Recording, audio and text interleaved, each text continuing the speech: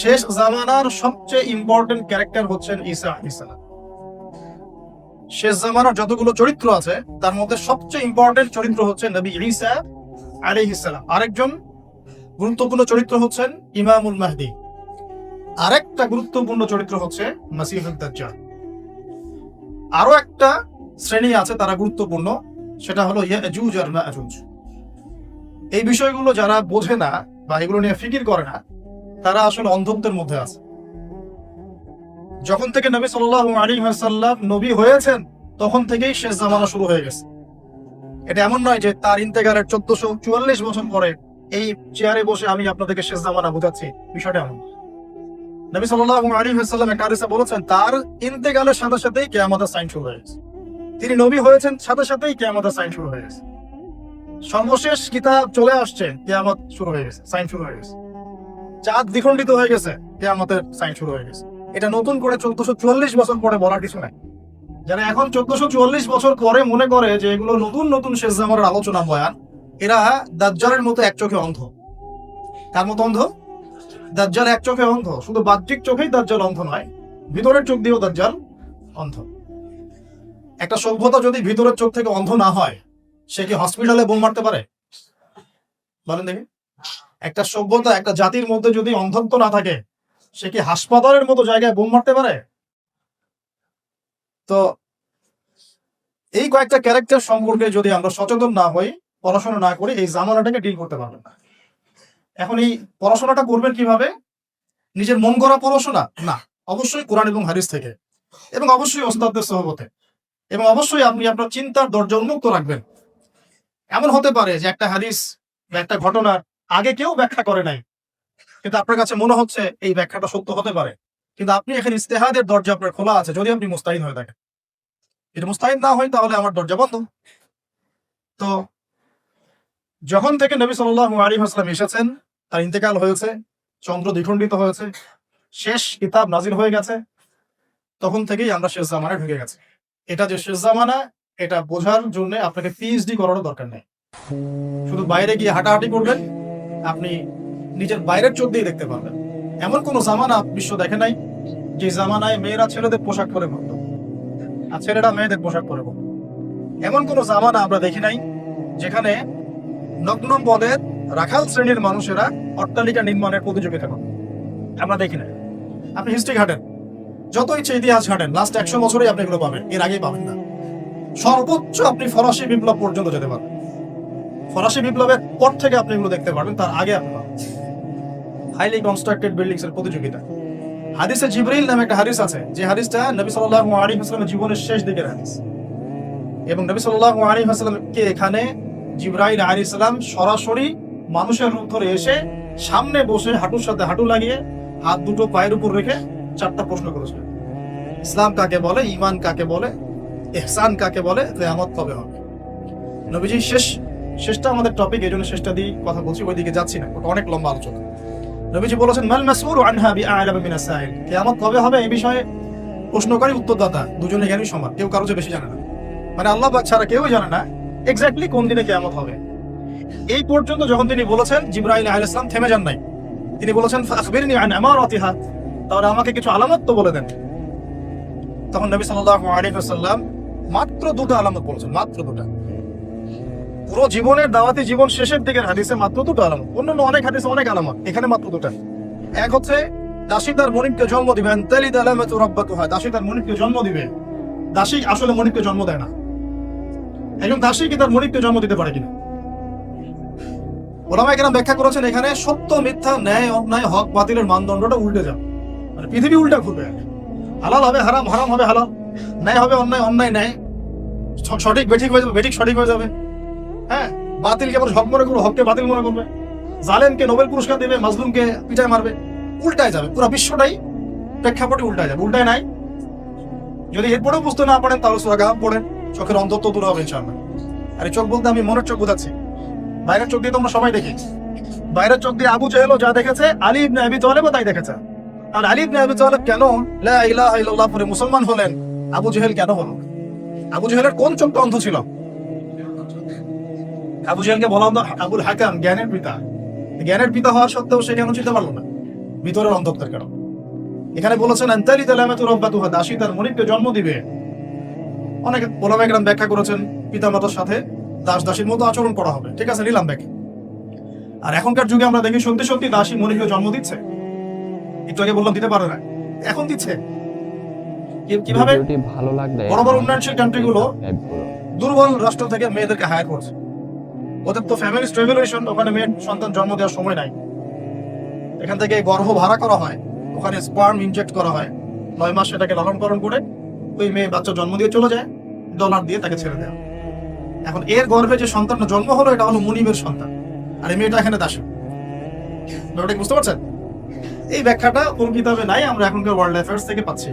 ওইদিকে আমি যাচ্ছি না, আমি আমার মতো করে বোঝানোর চেষ্টা করছি যে এখানে সত্য মিথ্যা ন্যায়ালয়ের মানদণ্ডটা কি হবে, উল্টা যাবে। সেটা কি হয়নি এই জামানায়? আরেকটা হচ্ছে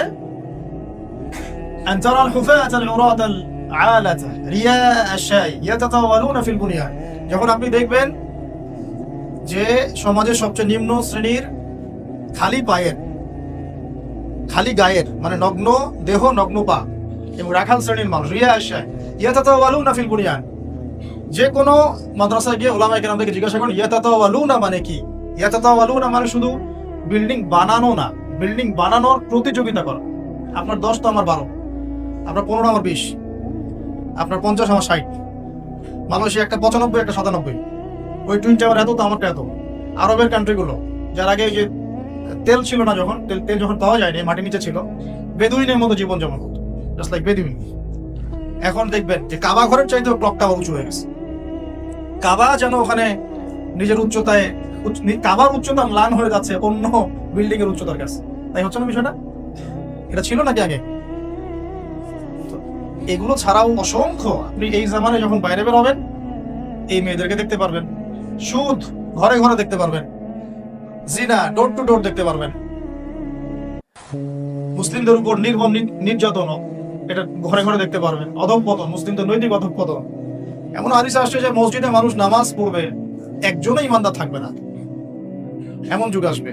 প্রকৃত ইমানদারের কথা বলা হচ্ছে যে চতুর্দিক থেকে কাফের মুশরিকরা তোমাদেরকে ঘিরে ধরবে, দস্তরখানায় যেভাবে খেতে বসো তোমরা, এইভাবে তোমাদেরকে গোগ্রাসে খেয়ে থাকবে। সাহাবীরা প্রশ্ন করছেন আমরা কি তখন সংখ্যায় খুব কম হবো? নবী বলছেন না, তোমরা সংখ্যায় হবে একদম সমুদ্রের ফেনার মতো, কিন্তু দুনিয়ার মহব্বত আর আল্লাহর রাস্তায় জান দেওয়ার ভয় তোমাদেরকে পেয়ে বসবে। হয় নাই? এটা নিয়ে আলোচনা করলে অনেক সময় যাবে, অনেক লেকচার আছে, বইপত্র এখন বের হয়েছে, পড়াশোনা করবেন এবং মিলানোর চেষ্টা করবেন যে আসলে আপনি কোন যুগে বসবাস করছেন। তো সভ্যতার শুরু থেকে যে জায়গাটা সবচেয়ে বেশি ইম্পর্টেন্ট, ওই জায়গাকে কেন্দ্র করেই সভ্যতা শেষ হবে। সভ্যতা শুরু থেকে ইম্পর্টেন্ট কেন, এটা একটা বিষয় আলোচনা করছি। আর সভ্যতা কিভাবে শেষ হবে সেটাও একটা। সভ্যতা শেষ হবে ওই জায়গা থেকে, আগেটা শোনা, এই হিউম্যান সভ্যতা, এই মানব সভ্যতাটা শেষ হবে ওই জায়গায় কেন্দ্র করে। কিভাবে? যতক্ষণ পর্যন্ত ওই জায়গায় মাসিহুদ দাজ্জাল বের না হচ্ছে ওই কন্টিনেন্টের মধ্যে, এবং তার অনুসারীদেরকে নিয়ে সে বিশ্বটাকে শাসন না করছে, ততদিন পর্যন্ত কিয়ামত হচ্ছে না। আমার কথা ক্লিয়ার? বুঝতে পারছেন কি কথা? যতদিন পর্যন্ত মাসিহুদ দাজ্জাল মানুষের রূপে বের হয়ে ওই জায়গাকে কেন্দ্র করে, হোলি ল্যান্ডের কথা বলছি, হোলি ল্যান্ড মানে হচ্ছে পুরো নীল নদ থেকে শুরু করে ফোরাত নদী পর্যন্ত, নীল নদ থেকে শুরু করে ফোরাত মানে Euphrates, river Nile, from river Nile to river Euphrates, এই পুরো জায়গাটার কথা বলছি। এটা হলো হোলি ল্যান্ড, পবিত্র ভূমি। কি নাম? পবিত্র ভূমি, হোলি ল্যান্ড। এই জায়গা থেকে যতক্ষণ না দাজ্জাল এবং তার ফলোয়ার্সরা ওয়ার্ল্ডকে রুল করছেন, ততক্ষণ পর্যন্ত কিয়ামত আপনি দেখতে পাবেন।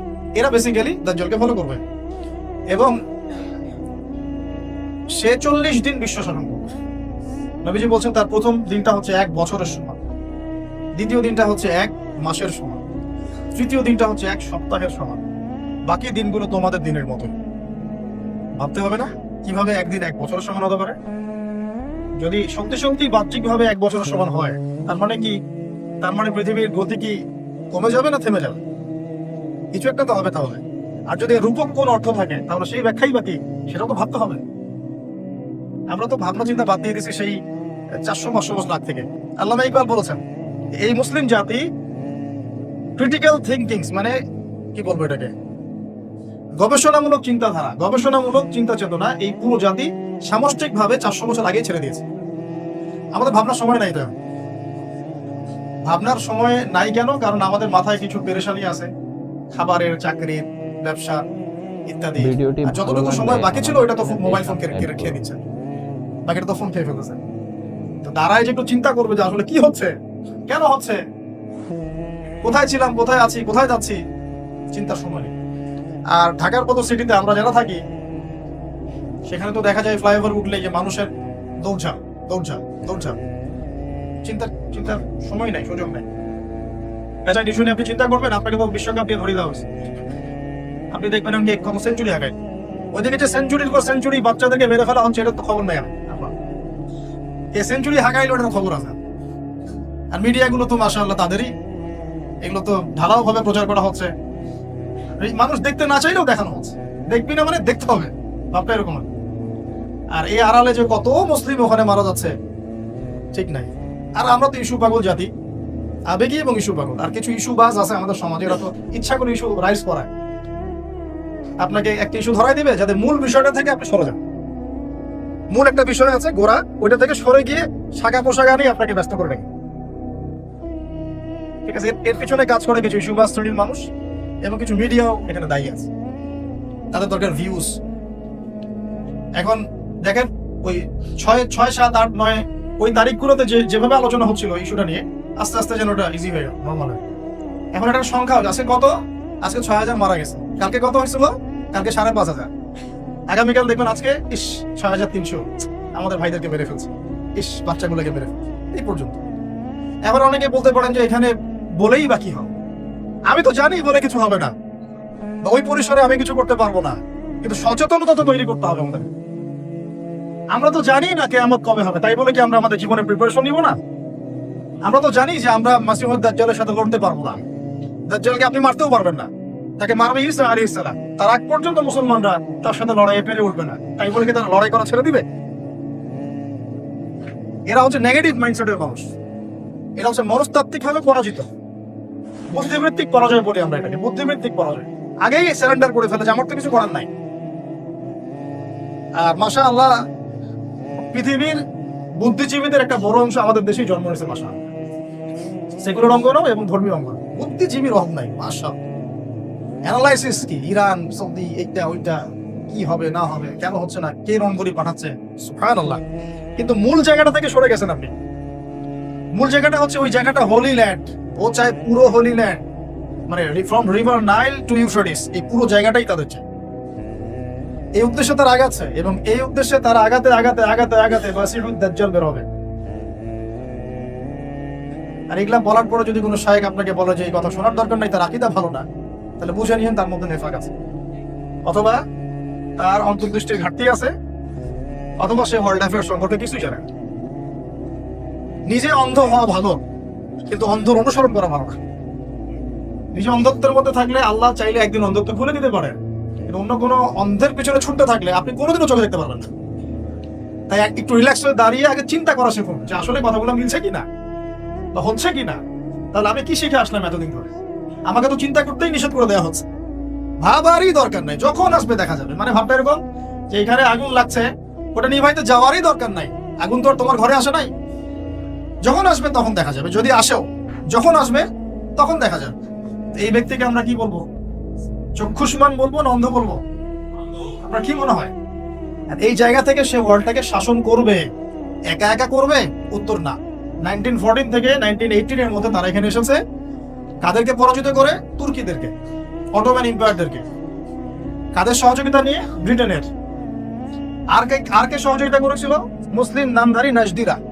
এই যে ঢুকলো তারা, মাশাআল্লাহ, আল্লাহ মাফ করুক, এরপরে তারা আর ওখান থেকে বের হয়। প্রথমে ব্রিটেনের হাত ধরে, তারপরে ব্রিটেনের যখন রোল শেষ হয়ে গেল, তারপরে আমেরিকার হাত ধরা শুরু করলো। মূলত ব্রিটেন আমেরিকা পশ্চিমা এরা আলাদা কেউ না, এরা একই সব, ওই চাচাতো ভাই, মামাতো ভাই, কাজিন সিস্টারের। এমন না যে সে একটা ও একটা, আসলে সবই এক, সব এক। কিছু ভৌগোলিক পার্থক্য, আদর্শের দিক থেকে কোনো পার্থক্য নাই। আমি একদম স্ট্রেট ফরওয়ার্ড কথা বলছি, আদর্শের দিক থেকে কোনো পার্থক্য নাই, সবই এক। তারপরে এদের সহযোগিতা নিয়ে, পশ্চিমাদের সহযোগিতা নিয়ে ক্রমশই বড় হয়েছে, ক্রমশ বড় হয়েছে। তাদের উদ্দেশ্য পুরো হোলি ল্যান্ডটা দখল, হলিল্যান্ড কোন জায়গা বলেন তো?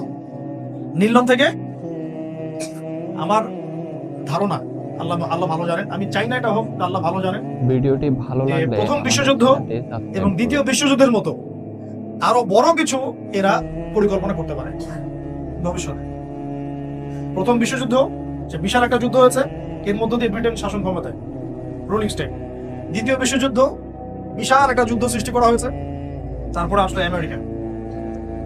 আমার ধারণা এরা নতুন করে এমন কোন যুদ্ধ লঞ্চ করতে পারে, লঞ্চ করার সময় এইভাবেই কোনো ইস্যু সৃষ্টি করবে, যেটা করছে ক্রমশ। ইউক্রেন রাশিয়ার মতো হতে পারে, সিরিয়া ইস্যু হতে পারে, কোন একটা ইস্যু নিয়ে দেখবেন। আমি দোয়া করি আল্লাহ যেন না হয়। আমার কাছে ভিডিওটি ভালো লাগলে আমাদের চ্যানেলটি সাবস্ক্রাইব করতে ভুলবেন না। আপনার কাছে কোন হুজুরের ওয়াজ সবচাইতে বেশি ভালো লাগে তা অবশ্যই কমেন্টে জানিয়ে যাবেন।